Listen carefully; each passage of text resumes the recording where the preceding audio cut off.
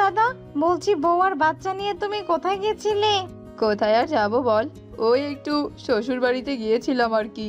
ও আচ্ছা আচ্ছা, ঠিক আছে দাদা। তা বলছি বাড়িতেই তো যাচ্ছেন, আপনার মেয়েটাকে একটু সাবধানে রাখবেন। কিন্তু কেন গো দাদা, হঠাৎ আপনি এই কথা কেন বলছেন? আসলে আপনি তো অনেকদিন থেকে এলাকায় ছিলেন না, তাই আর কি তেমন করে জানেন না। আসলে কদিন আগে বাঘ মামার ছোট্ট মেয়েটি হারিয়ে গিয়েছে, পুরো এলাকা খুঁজে কোথাও মেয়েটিকে পাওয়া যায়নি। এই কি দাদা, এসব কি বলছেন? এত বড় একটা ঘটনা ঘটে গেছে, এ তো খুবই চিন্তার বিষয়। ওগো, তুমি শুনলে তো, মেয়েটাকে এবারে একটু সাবধানে রেখো। ব্যাস ব্যাস দাদা, এখানেই দাঁড়ান, এই নিন আপনার ভাড়া। বউ, আমি গোসলে যাচ্ছি, তুমি আমার জন্য খাবারটা বেড়ে রেখো। আহা, কি শান্তি কি শান্তি! পুকুরের পানির মতো টিউবওয়েলের পানি কি আর অত ঠান্ডা হয় নাকি? কতদিন পর এত সুন্দর ঠান্ডা পানিতে গোসল করতে পারছি। আমি একটু সাঁতার কেটে নেই। আহা কি আনন্দ পুকুরের জলে! আহা, আমি বরং আর কিছুক্ষণ এই পুকুরের পানিতে থাকি, কলিজাটা ঠান্ডা করে তারপর বাড়িতে যাব। এই কে রে, কে রে? এ কি, কেউ তো নেই পুকুরে, তো আমি অনেকদিন থেকেই গোসল করছি, এর আগে তো কখনো এমন মনে হয়নি। আজকে কেন যেন গাটা আমার একদম শিউরে উঠলো। না, এখানে আর দেরি করা ঠিক হবে না, আমি বরং বাড়িতেই চলে যাই। মা রে, তুই বরং ঘরেই থাক, আমি পুকুর পাড় থেকে কাপড়গুলো কেচে আনছি। মা, ও মা, আমিও যাবো তোমার সাথে, আমাকে তুমি তোমার সাথে একটু নিয়ে যাও না। ও মা। না রে মা, এখন যে বর্ষাকাল, পুকুর ভর্তি পানি টই টই করছে, সাবধানের কোনো মার নেই। তোকে আমার সঙ্গে পুকুর পাড়ে নিয়ে গেলে তুই যদি আবার পা পিছলে পানিতে পড়ে যাস তখন। না না বাবা, তুই বরং ঘরেই থাক। না না না, আমি কিছুতেই ঘরে থাকবো না, আমি তোমার সঙ্গে যাবো যাবো যাবো। আমাকে তুমি নিয়ে যাও না মা, ও মা, নিয়ে যাও, আমার এসব আর ভালো লাগে না।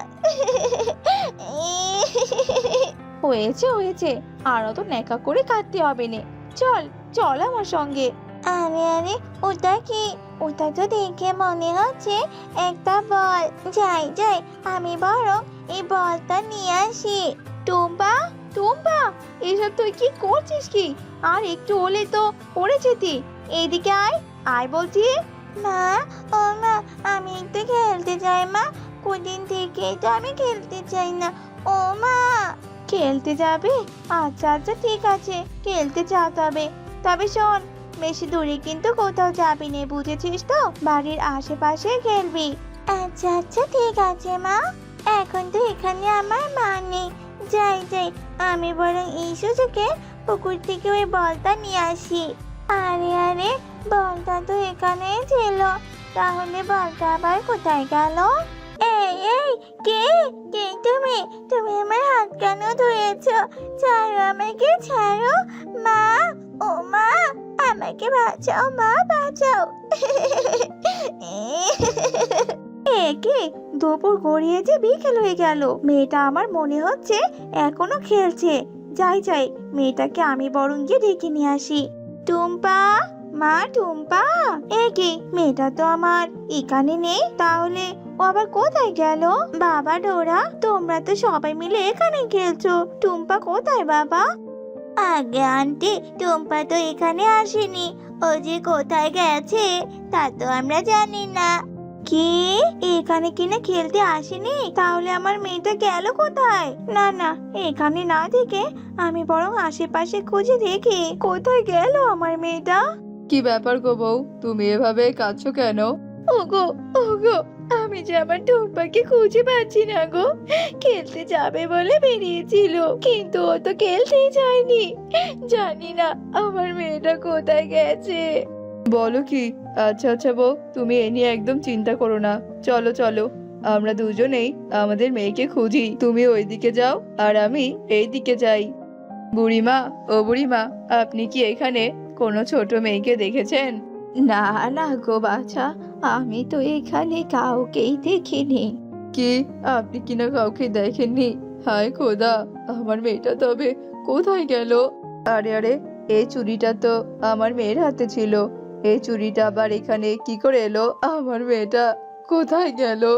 অনেক খোঁজাখুঁজি করার পরেও মিচকে তার মেয়েকে কোথাও খুঁজে পায় না। অবশেষে মিচকে পুরো এলাকায় মাইকিং করতে থাকে। একটি হারানো বিজ্ঞপ্তি। আজ দুপুরে 5 বছরের একটি শিয়ালছানা হারিয়ে গিয়েছে। তার পরনে ছিল লাল জামা, গায়ের রং ছিল ফর্সা। যদি কোনো সৎ হৃদয়বান ব্যক্তি মেয়েটিকে খুঁজে পেয়ে থাকেন তাহলে দিয়ে যাবেন, তাকে নগদ অর্থায়নে পুরস্কার দেওয়া হবে। একটি হারানো বিজ্ঞপ্তি। এলাকায় আবার কি হলো রে মাইরি? কদিন পর পরই বাচ্চা হারানোর সংবাদ শুনতে হচ্ছে।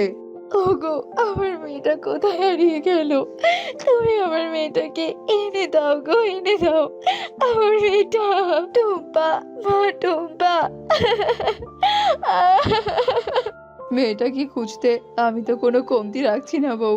জানি না মেয়েটা আমার ঠিক কোথায় হারিয়ে গেল।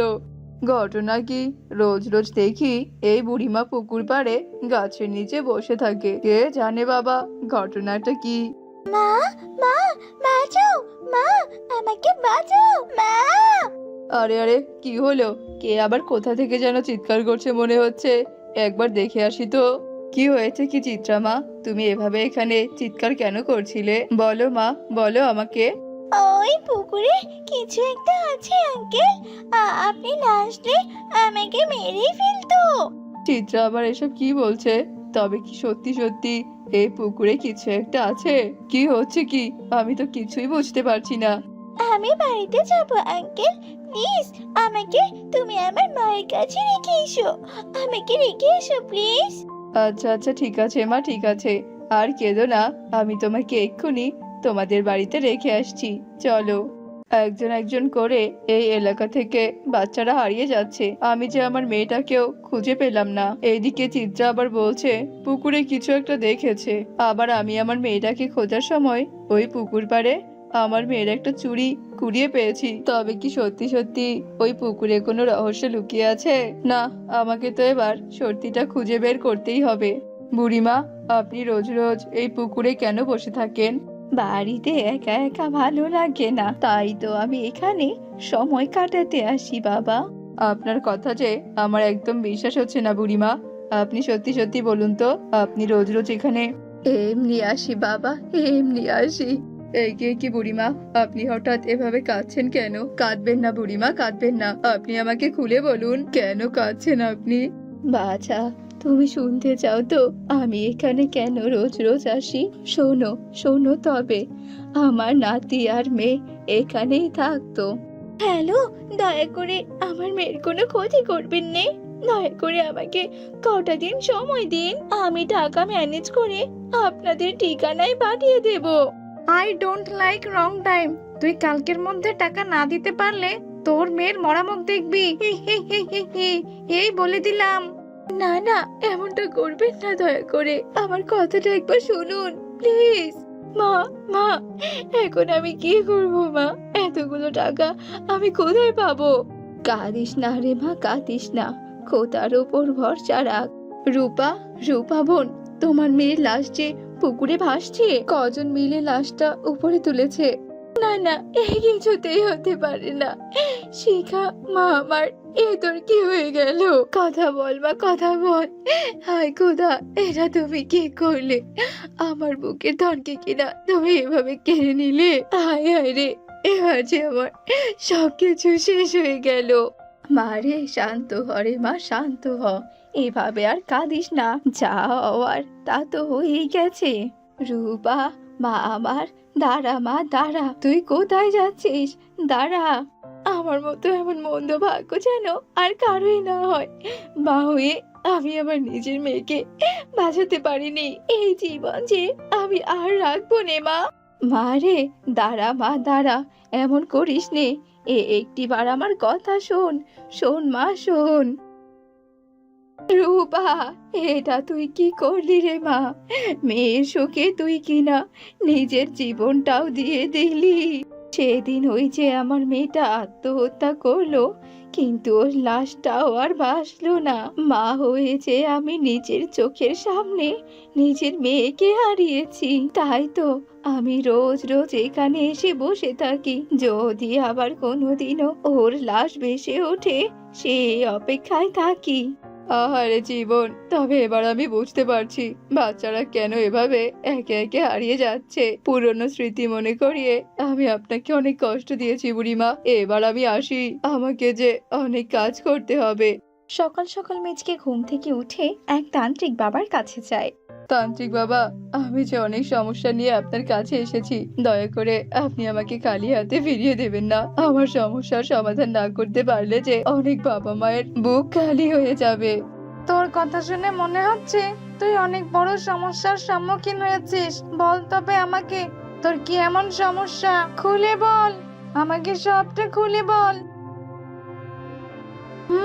তোর কথা শুনে আমি যে বুঝতে পারলাম, তাতে তো মনে হচ্ছে রূপার অতৃপ্ত আত্মা ওই পুকুরেই আছে, যার কারণে এইসব ঘটনা ঘটছে। চল চল, তুই বরং আমাকে ওই পুকুর পাড়ে নিয়ে চল। ইরিং বিরিং তিরিং ছা, সব ভূতেরা এসে যা। ইরিং বিরিং তিরিং ছা। এই তোরা আমাকে ডাকছিস কেন বলতো? আমি হলাম পুকুরের ভূত। আমি যে তোর ব্যাপারে সবটা জেনে গেছি। তুই হচ্ছিস রূপার অতৃপ্ত আত্মা। তুই তো মরে গিয়েছিস রূপা, তাই না? বল, মরে গিয়ে তবুও তুই সবার ক্ষতি কেন করছিস? কি? আমি কিনা ক্ষতি করছি? একদম না, আমি তো আমার মেয়ের মৃত্যুর প্রতিশোধ নিচ্ছি। জঙ্গলি সর্দার তোর বাচ্চাকে মেরেছে, আর তুই কিনা নিরপরাধ বাচ্চাগুলোকে এভাবে মারছিস? তুই কি জানিস তুই কত বড় অন্যায় করছিস? হ্যাঁ, সেটা তো আমি জানি। আমি অনেকের বাচ্চাকে হত্যা করেছি, আর যতদিন পর্যন্ত না ওই জঙ্গলের মেয়েকে হত্যা করতে পারছি ততদিন অবধি আমার শান্তি নেই। আর ততদিন অবধি আমি এভাবে বাচ্চাদের হত্যা করতে থাকবো। না না, আমি আর কিছুতেই তোকে এভাবে বাচ্চাদের হত্যা করতে দেব না। তোরা আমার কিচ্ছু করতে পারবি না রে, কিচ্ছু না। ওই সর্দারকে শাস্তি দেওয়া না পর্যন্ত আমার আত্মা কিছুতেই শান্তি পাবে না। তুই এক্ষুনি এই পুকুর ছেড়ে চলে যা, নয়তো আমি আমার শক্তি দিয়ে এক্ষুনি তোকে ভৎস করে দেব। না না, আমি কিছুতেই যাব না। ঠিক আছে ঠিক আছে, তবে তুই দেখ এবার আমি কি করি। আমি প্রতিশোধ নেব, ছাড় আমাকে। দোহাই তোমাদের, দোহাই, আমার মেয়েটাকে তোমরা আর কষ্ট দিও না। এমনিতেই ও অনেক কষ্ট নিয়ে মরেছে। মারে মারে, তুই চলে যা রে মা, তুই যে মরে গেছিস। তুমিও কি না আমাকে চলে যেতে বলছো মা? তবে ঠিক আছে, আমি চলে যাব। তবে আমি আবারও ফিরে আসব ওই দুষ্ট সর্দারকে মারার জন্য। আমি আবারও আসবো। মারে, টুম্পা মা আমার, তুই ভালো থাকিস।